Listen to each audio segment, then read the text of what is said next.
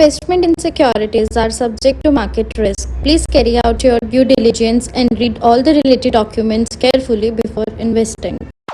Channel को subscribe करना ना भूलें और हमारे ताज़ा वीडियो सबसे पहले देखने के लिए बेल आइकन को दबाएं।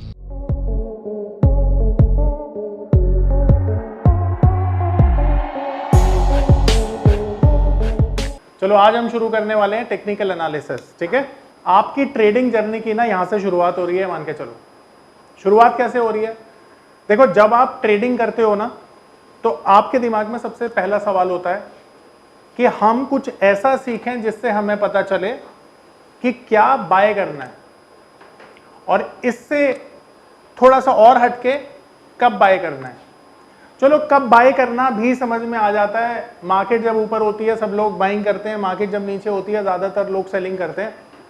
पर सबसे बड़ा सवाल कि अगर बाय कर भी लिया तो उससे निकलना कब है, राइट। ये सभी सवालों के जवाब ना आपको टेक्निकल एनालिसिस देता है। तो टेक्निकल एनालिसिस क्या है? एक ऐसी आर्ट है या ऐसी साइंस है, आप बोल सकते हैं, जो आपको शॉर्ट टर्म में मार्केट को प्रिडिक्ट करना सिखाती है। मान लेते हैं अभी 1 बज रहा है, अगले आधे घंटे में क्या होने वाला है मार्केट में, अगले 1 घंटे में किसी शेयर के साथ क्या होने वाला है, ये अगर आपको पता करना हो तो आप कैसे पता करेंगे? आप पता करेंगे टेक्निकल चार्ट को देखकर, क्योंकि टेक्निकल चार्ट ही एकमात्र ऐसा माध्यम है जो आपको शॉर्ट टर्म में मार्केट कहां जाएगी या किसी भी स्क्रिप्ट का प्राइस कहां जाएगा उसको प्रिडिक्ट करना सिखाता है। ठीक है, अब यहां पर हम बहुत सारी चीजें सीखने वाले हैं। क्या खरीदें, कब खरीदें, कैसे खरीदें और कब किसी चीज से बाहर आए। क्योंकि खरीदना बड़ा आसान है पर उसको बेचना बड़ा कठिन है, क्योंकि सही टाइम पर सही काम करके ही सही रिजल्ट आ सकता है। तो टेक्निकल आपको क्या सिखा रहा है? एक्यूरेट बनना सिखा रहा है। बट टेक्निकल का यूज ना इतना आसान नहीं है। टेक्निकल चार्ट को देखना बड़ा सिंपल लगता है, टेक्निकल कैंडल्स को पढ़ना बड़ा आसान लगता है, उस पर डिसीजन मेकिंग भी हो जाता है। पर जब एग्जीक्यूशन की बात आती है ना तो आप लोग गलतियां करते हैं। आप लोग इमोशंस के साथ जो है ना अपने डिसीजंस को लेते हैं। तो आपको मैं एक बात जो डिस्क्लेमर के तौर पर बोलना चाहूंगा टेक्निकल पढ़ाने से पहले, कि आप टेक्निकल का जब यूज करें तो बिल्कुल ना अपने दिल को साइड में निकाल के रख दें। यानी कि दिल की नहीं सुननी है आपको, आपने किसकी सुननी है? दिमाग की। ठीक है, आपका टेक्निकल चार्ट जो बोले वही करना है। अगर टेक्निकल चार्ट बोलता है कि यहां पर एग्जिट होनी चाहिए, जो मैं पढ़ाने वाला हूं आपको, तो आपको एग्जिट लेनी है।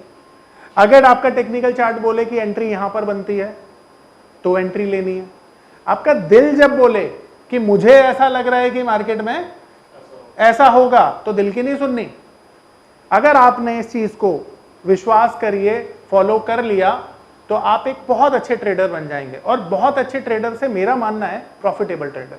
ठीक है, तो आइए जर्नी की शुरुआत करते हैं और पढ़ते हैं टेक्निकल एनालिसिस।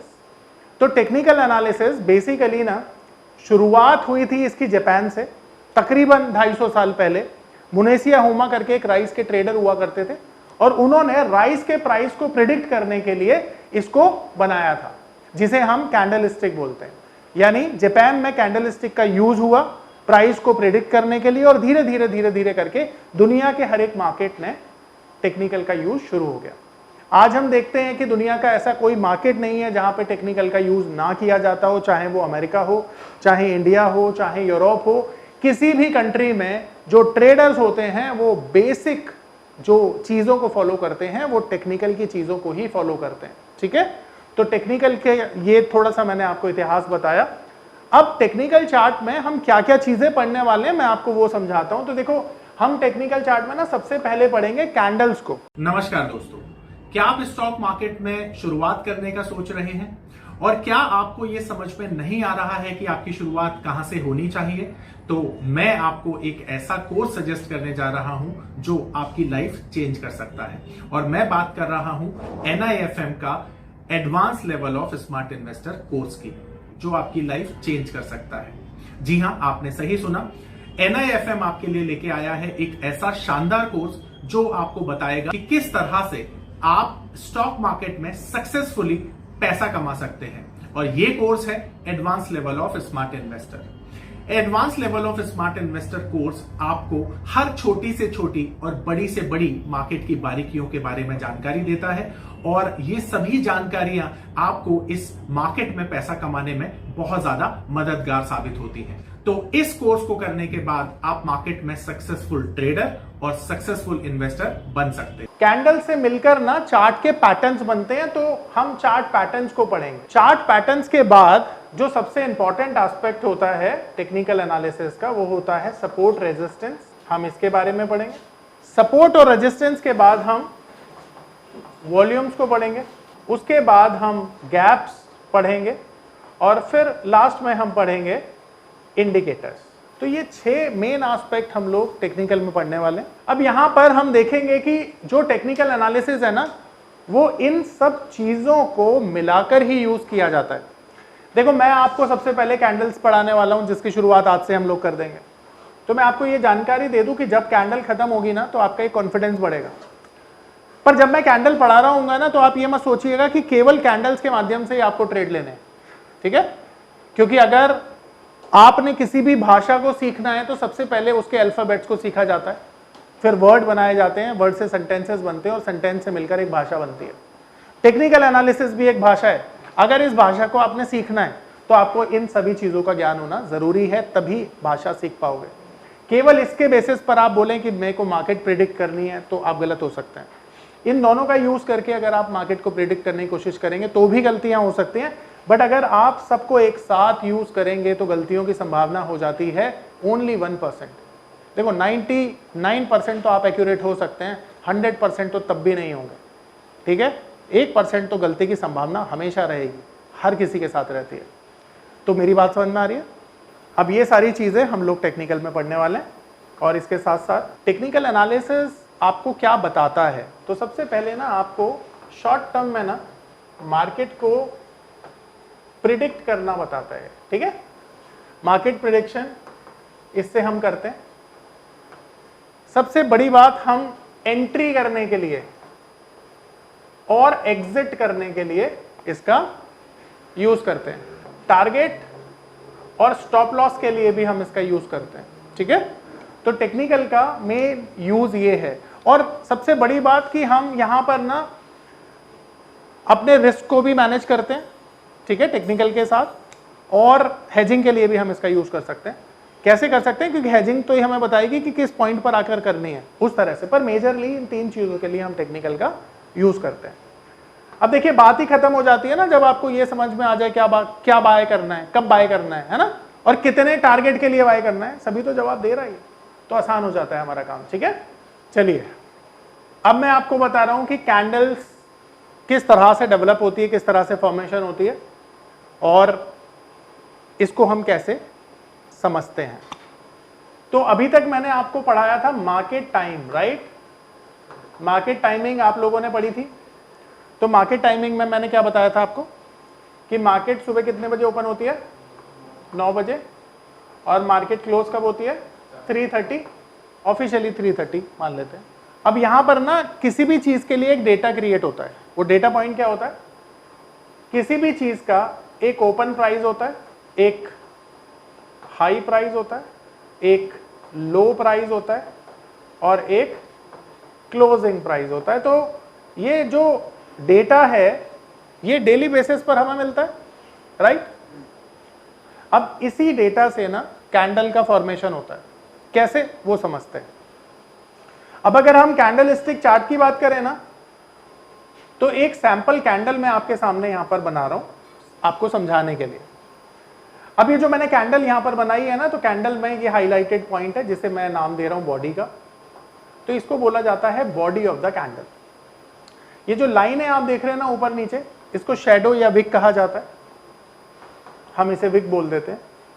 ये पावर ऑफ नंबर थ्योरी इतनी बेहतरीन थ्योरी है कि इसे करने के बाद आप एक अलग अनुभव करेंगे और आपको लगेगा कि शायद इसी चीज की आपको तलाश थी। बहुत सालों की ट्रेडिंग के बाद, इन्वेस्टिंग के बाद आपको शायद ऐसे प्रोडक्ट की जरूरत थी जो मार्केट में आपको वो कॉन्फिडेंस दे पाए, जिस कॉन्फिडेंस के साथ आप रोज पैसा कमा पाए और जितना आप चाहें उतना पैसा कमा पाए। तो हमारी ये जो पावर ऑफ नंबर थ्योरी है, ये आपको आपकी सभी इच्छाओं को पूरा करने के लिए है। और आप देखेंगे कि इस थ्योरी को करने के बाद जो आपका कॉन्फिडेंस है, आपकी जो एक्यूरेसी है, आपकी जो क्षमताएं हैं मार्केट से पैसा कमाने की, वो बहुत ज्यादा बढ़ जाएंगी। और आप देखेंगे कि जो आपने आज से पहले अनुभव नहीं किया था अपनी ट्रेडिंग के दौरान या इन्वेस्टमेंट के दौरान, आप इतना बेहतर अनुभव करेंगे इस कोर्स को करने के बाद। अब सवाल है कि ये जो विक है और ये जो बॉडी है, इसका फॉर्मेशन कैसे हुआ है, उसे समझते हैं। तो जैसा मैंने आपको अभी बताया था ना कि किसी भी शेयर का या किसी भी स्क्रिप्ट का एक ओपन प्राइस होता है, एक हाई प्राइस होता है, एक लो प्राइस होता है और एक क्लोजिंग प्राइस होता है। अब इसे हम एक एग्जांपल से समझते हैं। मान लेते हैं कि किसी स्टॉक का ओपनिंग प्राइस है 97 एग्जांपल, और इसका हाई है 105, इसका लो है मान लेते हैं 95 का, और इसका क्लोजिंग प्राइस है 104 का। ठीक है, अब ये एक डेटा पॉइंट हमारे पास आ गया। अब इसको हम प्लेस करेंगे इस कैंडल पे, और कैंडल पे जब हम इसे प्लेस करेंगे तो हमें मार्केट की साइकोलॉजी इस कैंडल के माध्यम से पता चलेगी। इससे पहले कि मैं आपको साइकोलॉजी बताऊं, आपको ये क्या पता है कि जो किसी भी चीज का प्राइस है ऊपर और नीचे किस वजह से जाता है? अगर आप इकोनॉमिक्स के स्टूडेंट हैं तो आपको पता होगा डिमांड सप्लाई, यानी बायर और सेलर मिलकर तय करते हैं कि प्राइस ऊपर जाएगा या नीचे। अब कई बारी ना हमारे दिमाग में सवाल आता है कि ऐसा क्यों होता है कि बायर और सेलर सेम प्राइस पर खरीदारी और बिकवाली कर रहे हैं, तभी तो कोई ट्रेड एग्जीक्यूट हो रहा है, बावजूद उसके प्राइस नीचे जा रहा है और ऊपर जा रहा है। तो इसके पीछे का लॉजिक मैं आपको समझाता हूं, फिर मैं आपको आगे ले जाऊंगा। देखिए, किसी भी चीज का जो प्राइस है ना, जैसे मैंने बताया, डिमांड और सप्लाई से तय होता है। यानी हर एक प्राइस पर एक बायर है और एक सेलर है, तभी ये प्राइस डिटरमिन हो रहा है। ठीक है, अब ऐसा क्यों है कि मार्केट में सेलर और बायर सेम प्राइस पर चीजें बेच रहे हैं और कभी कभी प्राइस ऊपर चले जाते हैं और कभी कभी प्राइस नीचे चले जाते हैं, जबकि सेम एक्टिविटी ही हो रही है, हर जगह बाइंग सेलिंग दोनों हो रही है, बावजूद उसके प्राइस ऊपर क्यों जा रहा है और प्राइस नीचे क्यों जा रहा है? तो इसके पीछे का लॉजिक आपको समझाता हूं। देखो, जब भी मार्केट में ना बायर डोमिनेट करता है तो प्राइस ऊपर जाता है। एग्जांपल, मान लेते हैं बायर ने 100 रुपए के प्राइस पर कोई चीज खरीदी और अब बायर तैयार है 101 रुपए के प्राइस पर भी खरीदने के लिए, तो प्राइस ऊपर जाएगा। ठीक है, और जब सेलर डोमिनेट करता है मार्केट को तो प्राइस नीचे जाता है। जैसे अगर मान लेते हैं सेलर ने प्राइस 102 रुपए पर सेल किया और बायर तैयार नहीं है 102 पर लेने के लिए, बायर कहता है कि भाई अब मैं अगला जो बाइंग करूंगा ना वो 102 के नीचे करूंगा, तो सेलर अब 101 पे बेचने के लिए तैयार है। बायर ने 101 पे खरीदा, प्राइस नीचे जाएगा, क्योंकि यहां पर कौन डोमिनेट कर रहा है मार्केट को? सेलर। आ रही मेरी बात समझ में? तो बायर और सेलर इस तरह से मार्केट को चलाते हैं और इसी तरह से प्राइस अप एंड डाउन होता है। अब ये जो कैंडल का फॉर्मेशन है ना, इस प्राइस एक्शन से होगा। ठीक है, अब यहां पर जैसा कि मैंने आपको बताया, ये जो बॉडी ऑफ द कैंडल है ना, जो भी ये हाईलाइटेड एरिया है, जब भी ऐसा एरिया किसी कैंडल पे बनता है तो हम उसको बॉडी बोलते हैं, और ये जो लाइन है आप देख रहे हैं इनको विक बोला जाता है। अब इसको कैसे समझा जाएगा? ये जो विक का अपर पोर्शन है ना, यानी टॉप है, इसे हम बोलते हैं दिन का हाई। ठीक है, तो ये हाई प्राइस है, एंड सिमिलरली ये लोअर पोर्शन जो है इसे हम लो बोलते हैं। अब कैंडल दो तरह की होती है, एक तो ग्रीन कैंडल और एक रेड कैंडल। तो अगर इस कैंडल का कलर ग्रीन है तो यहां पर कौन डोमिनेट कर रहा है? बायर, तो प्राइस ऊपर की तरफ जाएगा। तो यहां पर ये जो lower portion of the body है ना, इसको हम कहते हैं ओपनिंग प्राइस, और जहां पर ये बॉडी क्लोज हो रही है इसे हम बोलते हैं क्लोजिंग प्राइस। ठीक है, अब ये चार डेटा हमारे सामने आ गए और इसी तरह से ये कैंडल का फॉर्मेशन हो गया। अब देखो, लो प्राइस क्या है और मार्केट की ओपनिंग प्राइस क्या है और मार्केट का क्लोजिंग प्राइस क्या है और मार्केट का हाई प्राइस क्या है। अब देखो, ये ना आपको साइकोलॉजी बता रहा है। किसकी साइकोलॉजी बता रहा है? मार्केट की साइकोलॉजी बता रहा है। कैसे समझने की कोशिश करेंगे? एक स्टॉक की जो ओपनिंग है ना, वो 97 रुपीज पर होती है, और दिन के दौरान ना ये 95 रुपीज जाता है। अब ये समझो कि जब ओपनिंग प्राइस के नीचे प्राइस चला जाता है ना, तो ये लोअर विक का फॉर्मेशन हो जाता है। ये लोअर विक कब बनेगी? जब ओपनिंग प्राइस के नीचे मार्केट जाएगा। और ये विक कितनी लंबी हो सकती है? जितना लो मार्केट लगाएगा। बिल्कुल सही जवाब। अब यहां से क्या हुआ, मार्केट जब ओपन हुआ 97 पर, तो इसने 95 का लो लगाया।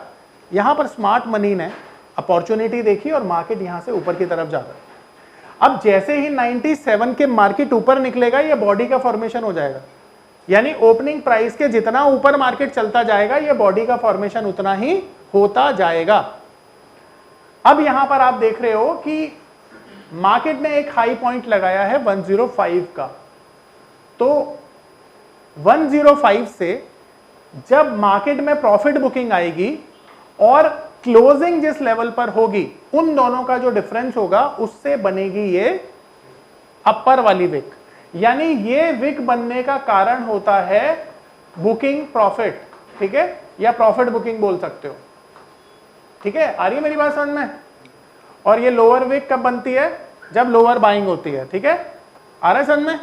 अब यहां पर साइकोलॉजी समझने के लिए हमें प्राइस एक्शन को देखना पड़ेगा। प्राइस एक्शन क्या बोलता है कि अपने लोअर लेवल से मार्केट अपने हाई के पास जाकर बंद हुआ है, यानी कि मार्केट में यहां पर बायर की डोमिनेंस साफ क्लियरली नजर आ रही है कि मार्केट ने जो क्लोजिंग दी है अपने हाई पॉइंट के पास जाकर दी है। अब हाई पॉइंट के पास जाकर क्यों दी है? क्योंकि ज्यादातर बायर ये सोचते हैं कि अभी प्राइस और ऊपर जाना चाहिए, इसीलिए वो यहां से प्रॉफिट बुकिंग नहीं करना चाहते हैं, या हो सकता है कि अपनी पोजीशन को वो कैरी करके मार्केट में ले जाएं, जिसकी वजह से आपने देखा कि यहां पर जो प्राइस है अपने डे हाई के पास जाकर क्लोज हुआ है। तो इस कैंडल की जो साइकोलॉजी होगी वो क्या होगी? बुलिश। आ रहा है समझ में? परफेक्ट। अब यहां पर किसी का कोई सवाल है, आप पूछ सकते हैं।